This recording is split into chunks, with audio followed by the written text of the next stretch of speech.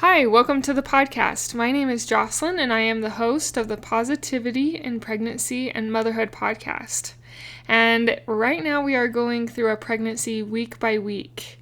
It has been a lot of fun, and right now, if you are following along, you are about halfway through your pregnancy. Yay!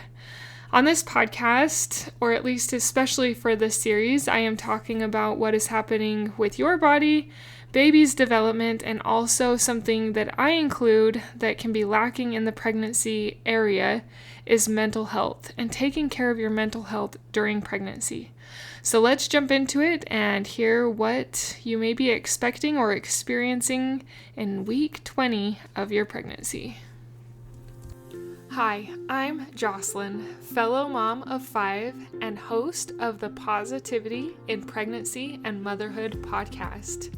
I help pregnant women and mothers to find the positivity in their season of life through changing their thoughts to work for them and not against them.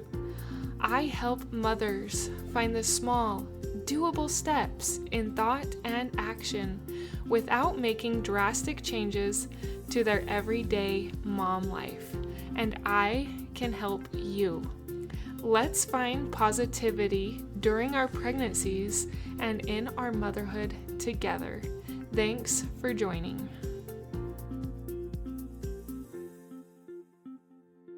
As you've probably realized and noticed that there are so many changes that take place in your body and with the way you feel throughout pregnancy.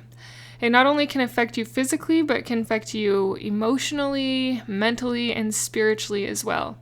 And as we go through this journey, I want you to try to take care of each of these areas at least a little bit to help you get through this better. Some physical things that you can be expecting or that can be happening right now is something called linea nigra, and I'm not sure if I pronounced that right, but nonetheless, it is a faint dark line that kind of goes down the middle of your belly. This is normal and usually fades after pregnancy. I have got slight ones, but not very dark ones. Some women can get fairly dark lines. Something else that you could be starting to experience, and this is good because some women do experience it or experience it this early, and some women don't experience it this early or not at all. But those are Braxton Hicks. So Braxton Hicks is basically like false contractions. They're not real contractions, but it's like a tightening and a cramping. And they're not saying you're in labor. They're not saying anything's wrong. They can be quite normal.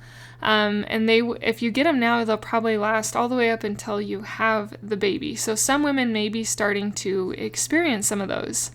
I never experienced Braxton Hicks this early. But some women have. So that's just something to keep your eye out for if you're feeling some tightening or cramping. That could be what it is. I also want you to celebrate, as I mentioned earlier, you are about halfway through. If you're a first-time mom, you may go a little bit longer, especially if you do try to go into labor all naturally. But typically a pregnancy goes till around 40 weeks. Something big that can be happening, especially if you live in like America. I'm not sure how it is around the world in other countries, but they usually do what is called an anatomy scan with the ultrasound around week 20. Now, some people opt out of ultrasounds. I've always had the ultrasounds. I've always just felt to do that. So do your research and what you feel, but the anatomy scan is a larger ultrasound that takes quite a bit of time. And things that you can expect with this ultrasound is the ultrasound tech is going to take pictures of everything, like the liver, the heart, all the things going on inside baby. Their organs and all the things with baby. They're looking for markers like red flags, things to be aware of, and checking that everything is going okay. But this is also an opportunity to finalize, or if you haven't found out already, to find out the gender of your baby. Usually during this ultrasound, the ultrasound tech is pretty quiet. They usually don't tell you a lot of information because they are just looking and taking the pictures, and then your provider will come in later, your provider being your doctor or midwife, and they will talk with you about the results from the ultrasound. I've heard it's good to drink water before you go and to practice just breathing. Sometimes if you're not quite sure what the ultrasound tech is doing, or you feel like you don't know how to read them, it can cause worry. So practice some deep breathing in and out to deal with some of that worry. For people who have not high-risk pregnancies, this likely will be your last ultrasound until you meet baby. If you end up having a high-risk pregnancy or have had high-risk pregnancies before, you may end up having more ultrasounds. But if you are low risk and don't have any complications, then this could be your last ultrasound before meeting baby. So enjoy these precious little moments of being actually able to see your little one move inside. Some of the changes that are happening with the baby is that the baby is about the length of a banana, and they are almost 1 pound.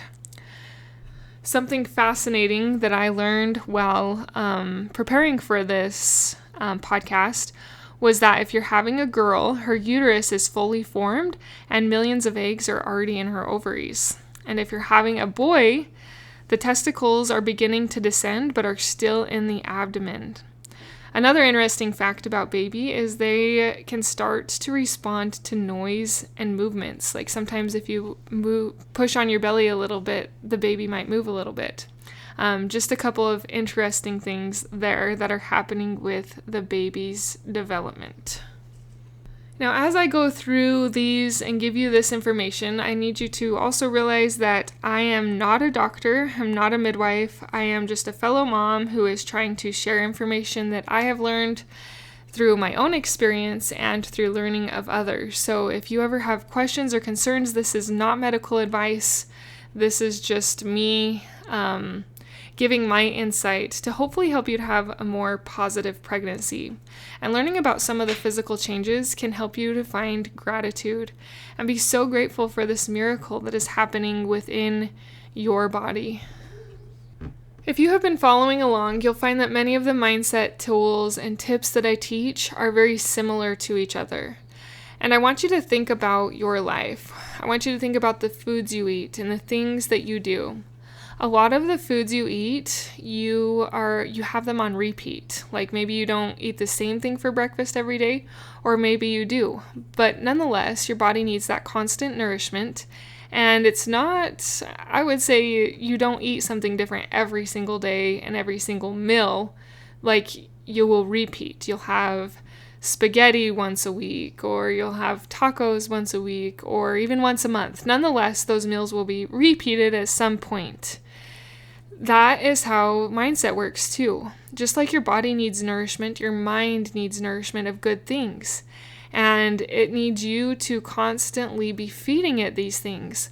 So sometimes you are going to feed it the gratitude. Sometimes you're going to feed it changing the negative to the positive. Sometimes you're going to feed it pregnancy-specific affirmations. And sometimes you're going to do the feel it to heal it or give yourself grace. There's so many different tools, but nonetheless, these tools will need to be used over and over again. And you'll know where you're at in your pregnancy for which tool, or not in your pregnancy, where you're at in your mind, which tool you need. Maybe it's a time you just need to distract yourself. Maybe the negative energy has built up and you need to feel it to heal it. You need to feel some of that negative emotion. Maybe you just need to give yourself some grace because you're feeling pretty heavy. You will know what you need to do and what needs to be repeated. So if you feel like you're a little annoyed or frustrated that I'm doing a lot of these mindset tips on repeat, that's because that's how we work and how we learn and how we get better, and how we keep that nourishment going is through repetition. So I know I've mentioned this like a million times on this podcast, but we're going to talk about gratitude again. And if gratitude is not what you feel your mind needs right now, go back and listen to a few of the other episodes and implement one of those about changing the negative to the positive, or listen to some with pregnancy-specific affirmations. I'll try and link a couple of those in the show notes if you feel like you need something different than gratitude. Gratitude is just so simple, but can be so powerful in helping you to shift from poor me to feeling more positivity, feeling like I can do this, and feeling a little bit more self-confident. So for gratitude, I want you to find gratitude for this pregnancy. Lately, I feel like I've heard a lot or visited with a lot of people who struggle with infertility and how hard it is for them to get pregnant. And you are pregnant right now, Mama. Think of the miracle and the blessing it is that you were able to get pregnant, that you're able to carry this baby, that you're able to feel them move, and that you are on this journey of motherhood. There is so much to be grateful for there, than that you get to experience this thing that other women so desperately want and crave.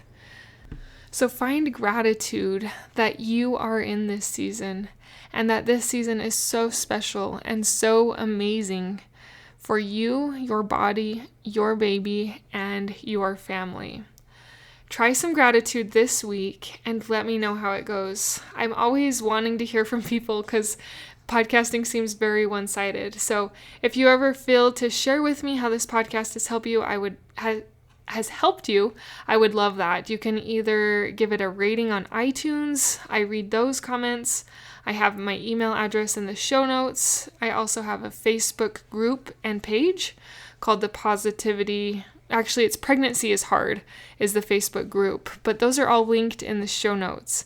And I would love to hear from you what you are doing, what helps you to find more positivity, and how your pregnancy is going. I am cheering for you, Mama. I know this can be a hard season, but you can do it. Keep up the good work. Until next time, thank you for being a part of the Positivity in Pregnancy and Motherhood podcast, for listening, for sharing, and most of all, for applying these tools into your own life to improve your own happiness so that you can find your own better thoughts and becoming the mother that you desire to be, through taking small steps in thought and action to reach your goals. If you are a mother who has an inner desire to enjoy motherhood and pregnancy better, but you are having difficulty figuring it out, I can help you. Thanks for joining. Reach out, let's connect, and let's see you move forward in your motherhood. My name is Jocelyn, and I thank you for listening. Until next time.